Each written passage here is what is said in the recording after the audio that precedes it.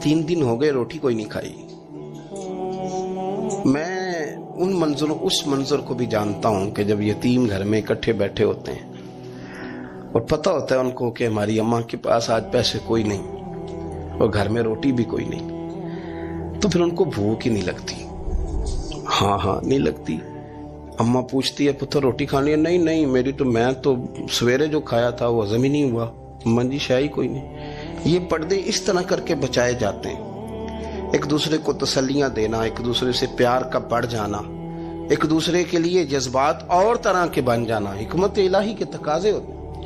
या रसूल अल्लाह सल्लल्लाहु ताला अलैहि वसल्लम, बेवा माँ है, यतीम बहन है, 3 दिन से खाया कुछ नहीं, कुर्बान जाए वो घर जहां से कायनात खाती है सारी।